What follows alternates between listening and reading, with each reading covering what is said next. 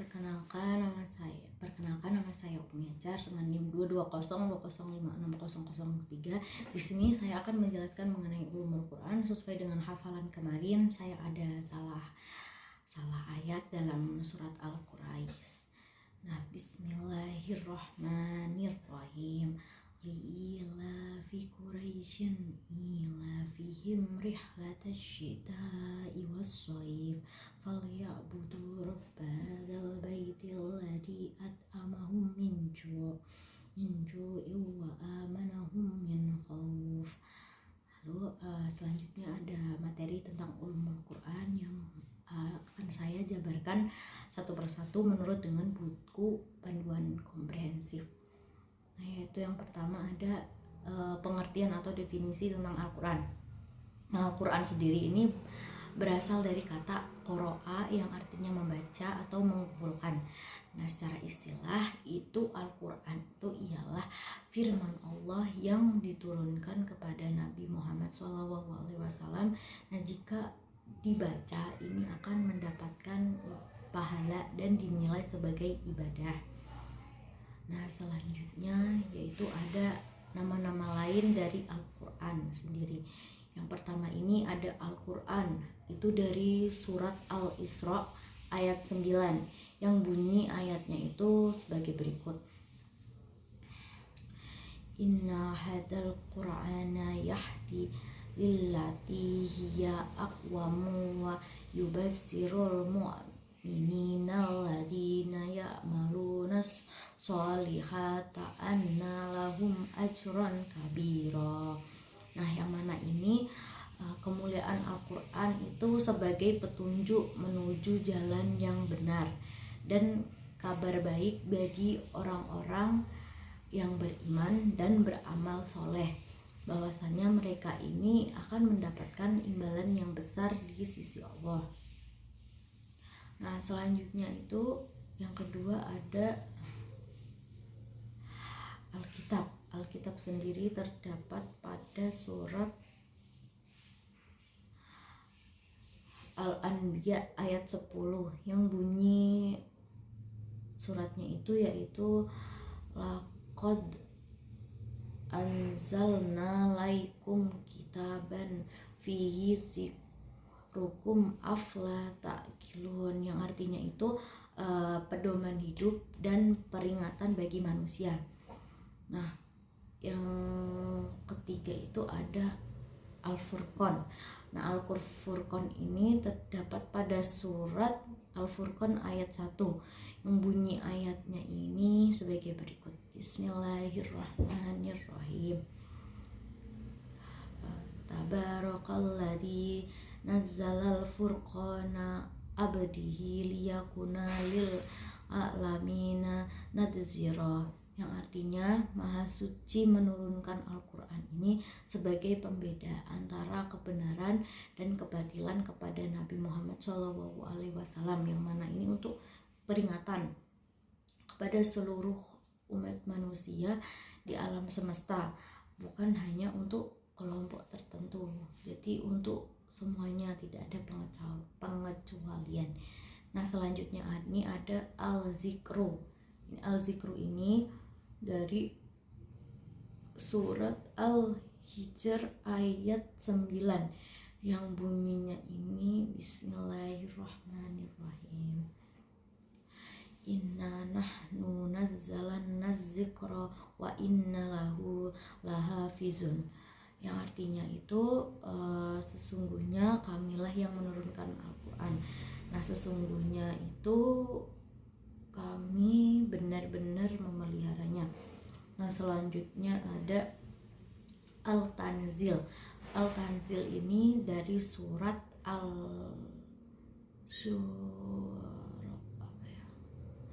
Al-Syuara ayat 192. Bismillahirrahmanirrahim. Wa innahu latanzilu Rabbal alamin, yang artinya itu sesungguhnya Al-Quran ini itu benar-benar diturunkan oleh Allah ke dunia atau bumi alam semesta. Nah, selanjutnya ada materi tentang definisi hadis qudsi Sama contohnya itu apa? Hadis qudsi itu ialah hadis yang disandarkan kepada Nabi Muhammad SAW.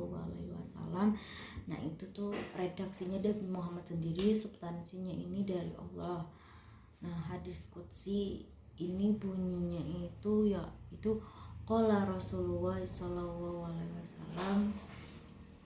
Nah contohnya pada bunyinya yaitu pada Abi Hurairah radhiyallahu anhu anna Rasulullah sallallahu alaihi wasallam qala yaqulu ma ala ana inda dzanna abdi, rawahul Bukhari wa Muslim. Nah diriwayatkan oleh Abu Hurairah radhiyallahu anhu ini bahwasanya Rasul itu bersabda, firmannya ini, aku seperti prasangka hambaku kepadaku. Nah selanjutnya ada materi tentang perbedaan antara Al-Quran dan hadis qudsi. Nah Al-Quran dan hadis qudsi ini perbedaannya itu terdapat pada yang pertama, ketika membaca Al-Quran itu dinilai itu sebagai ibadah. Nah satu huruf memiliki 10 kebaikan, tapi kalau hadis qudsi itu tidak sama halnya intinya. Terus Al-Quran itu tidak boleh dipegang ketika keadaan tidak suci, tapi kalau hadis qudsi itu boleh-boleh saja. Nah Al-Quran itu tidak boleh dipahami secara maknanya saja, tapi harus lengkap dengan substansi dan redaksinya. Tetapi jika hadis itu boleh mengutip maknanya saja dan membuat redaksi sendiri. Nah selanjutnya Al-Quran itu sudah pasti kebenarannya itu 100% benar. Nah kalau diingkari ini dapat menjadikan itu kita menjadi kafir. Tapi kalau hadis itu jika tidak diyakini 100% itu tidak apa-apa, karena kan banyak hadis yang kebenarannya masih yang simpang siur, ada yang hadis palsu juga. Nah selanjutnya ada mekanisme turunnya wahyu. Terdapat 2 cara. Yang pertama ini Al-Quran diturunkan dari Lauhul Mahfuz ke dunia menghitunginya atau Baitul Izzah itu pada malam Lailatul Qadar. Yang kedua, Al-Quran ini diturunkan secara berangsur-angsur selama 23 tahun lamanya. Terus terdapat hikmah diturunkannya Al-Quran di secara berangsur-angsur itu apa? Yang pertama itu untuk memudahkan manusia dalam memahami Al-Quran, dan yang kedua itu untuk menguatkan hati Nabi Muhammad saat menyiarkan Al-Quran di tengah adanya penantang dari kaum kafir. Terus selanjutnya Nabi ini dapat mudah memahami dan menghayati Al-Quran. Lalu ada mengenai ayat dan setelahnya ini Makkiyah dan Madaniyah. Ya, Makkiyah itu ayat yang turun sebelum Nabi Muhammad SAW hijrah, itu ada di Makkah. Nah kalau Madaniyah ayat yang turun setelah Nabi ini hijrah di Makkah. Nah bedanya itu apa? Bedanya itu kalau Makkiyah itu tuh isinya peringatan atau ancaman. Nah kalau Madaniyah isinya itu kewaspadaan kepada keberadaan kaum kafir atau Yahudi. Nah ayat Makkiyah itu biasanya ditandai dengan ya ayyuhan nas, tapi kalau Madaniyah itu ya ayyuhalladzi amanu. Nah kalau ayat Makkiyah itu tuh biasanya berisi tentang beriman kepada Allah seperti surga, neraka. Kalau Madaniyah itu lebih ke jihad, warisan seperti itu. Nah selanjutnya itu ada muhkam sama mustasyabih. Muhkam sama mustasyabih itu, muhkam itu dari kata ihkam yang artinya kesempurnaan. Mana itu ada kesesamaan yang mana ayatnya ini tidak memerlukan keterangan ayat lain untuk menegaskan. Jadi itu ayatnya bisa berdiri sendiri, dia udah jelas maknanya. Seperti itu. Contohnya itu pada surat Al-Baqarah ayat 21 yang bunyinya ini sebagai berikut ya. A'udzubillahi minasyaitonirrajim. Bismillahirrahmanirrahim. Ya ayyuhan nasu ubaduhu rabbakumul ladzi khalaqakum wallazina min qablikum la'allakum tattaqun. Yang artinya ini manusia itu menyembahlah kepada Allah, yang Allah ini sudah menciptakan kita sebelum dan orang sebelumnya supaya kita ini bertakwa. Nah selanjutnya ini ada mustasyabih. Mustasyabih sendiri ini ialah tasyabuh yang artinya keserupaan atau samar-samar. Jadi ayatnya ini masih membutuhkan ayat lain untuk memperjelas. Contohnya ini pada surat At-Toha ayat 5 yang bunyinya yaitu sebagai berikut. Bismillahirrahmanirrahim. Ar-Rahmanu 'alal arsy istawa. Artinya Allah Maha Pemurah yang bersemayam di atas arsy. Nah selanjutnya ini ada ayat am sama has. Am ini ayat yang menunjukkan maknanya secara umum dalam berbagai hal penjelasan lainnya, maknanya ini umum. Nah contohnya ini pada surat Al-Imran ayat 185 yang bunyinya itu kullu nafsin dha'iqatul maut. Artinya tiap jiwa ini akan mati. Itu tuh kayak tiap orang tuh akan merasakan yang namanya kematian.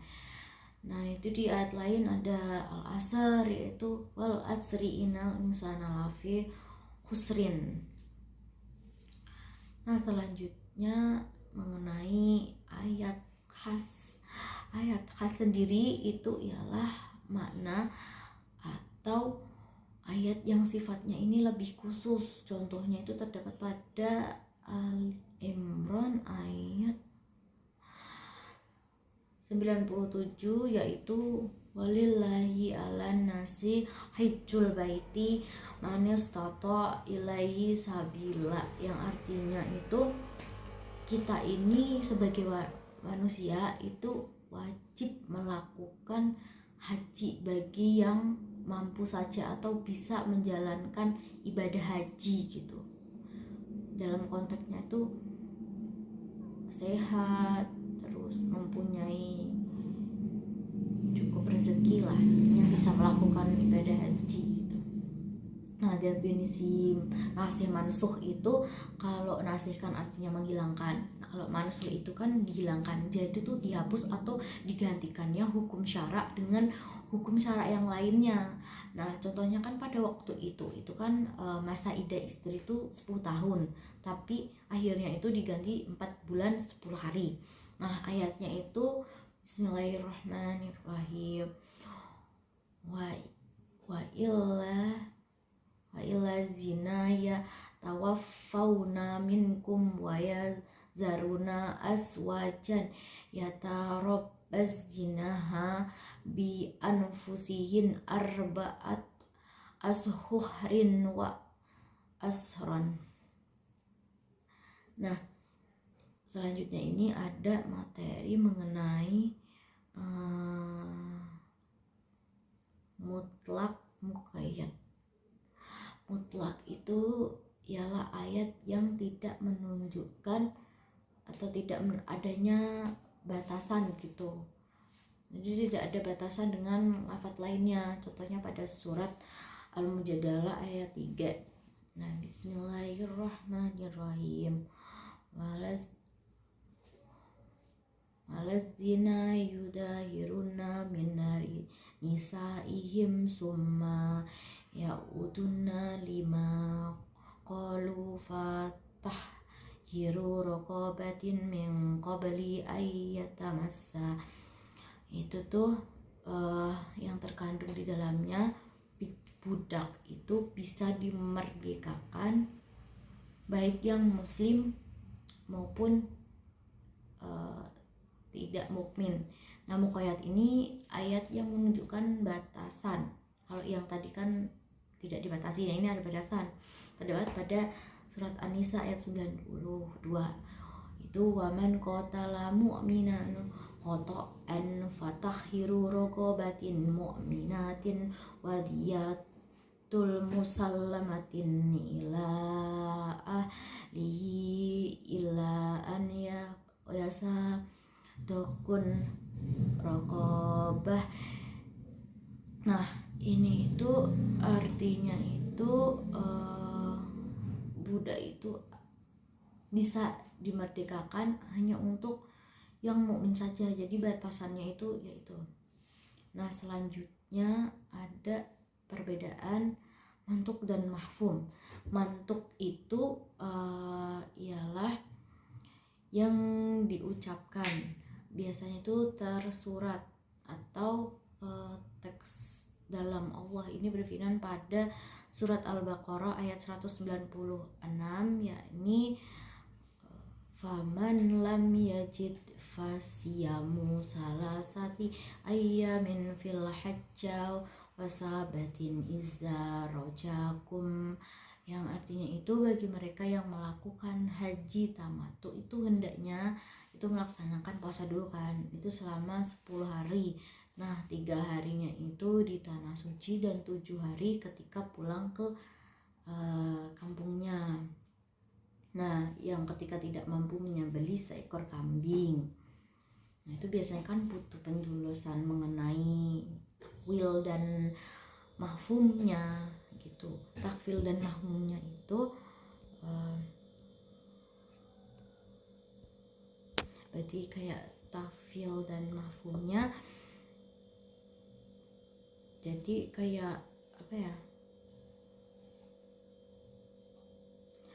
takwil dan mahfumnya itu kayak takwil mahfum, jadi itu kayak sesuatu jika kita itu, jadi takwil mahfumnya itu kayak butuh pemahaman yang tersirat lah intinya.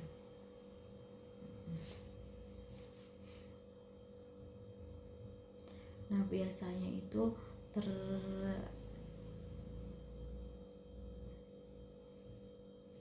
dijelaskan pada surat Al-Isra ayat 23, yakni bismillahirrahmanirrahim. Fala takullahuma uffam wala tanharhuma, yang artinya itu dilarang mengucapkan hus sama cis itu.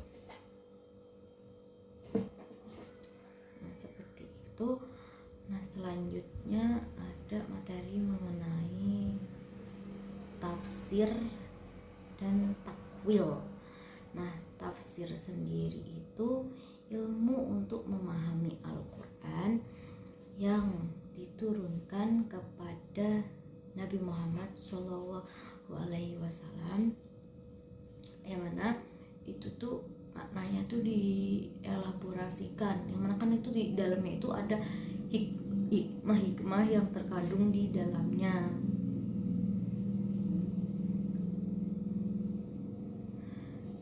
Jadi tuh kayak hukumnya tuh sudah ada di dalamnya gitu, untuk upaya menjelaskan makna sebuah teks gitu.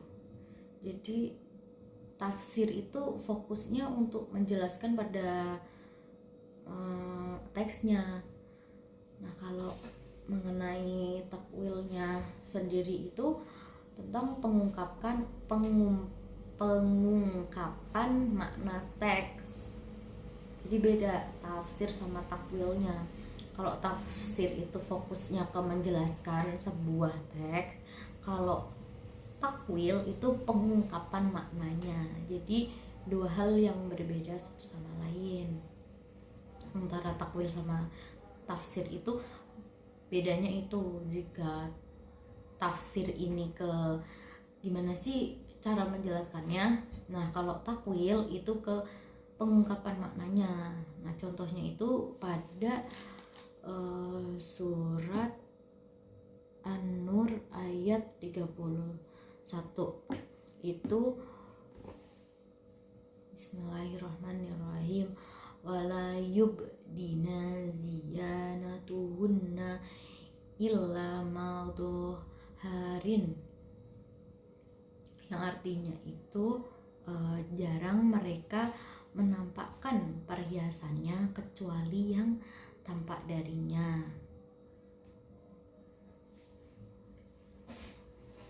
Nah, itu merupakan definisi mengenai tafsir takwil dan contohnya. Nah, selanjutnya itu akan disambung dengan adanya pembagian tafsir dan pembagian tafsir dan sumbernya. Itu kalau tafsir itu ada dua kan, tafsir bil maksur. Nah, tafsir bil maksur ini ialah tafsir yang menggunakan Al-Quran dan sunnah sebagai penafsirannya. Nah, itu kategorinya itu yaitu tafsir Al-Quran Al-Adzun. Nah, itu tuh karya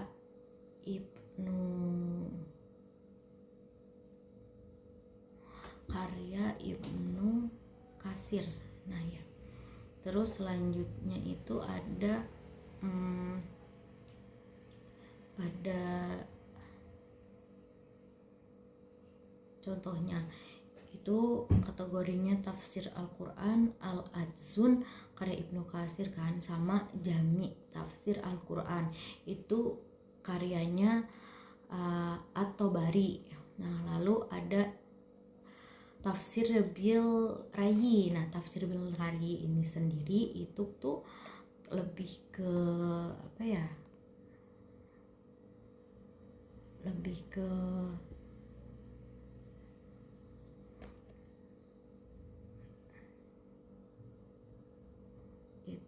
itu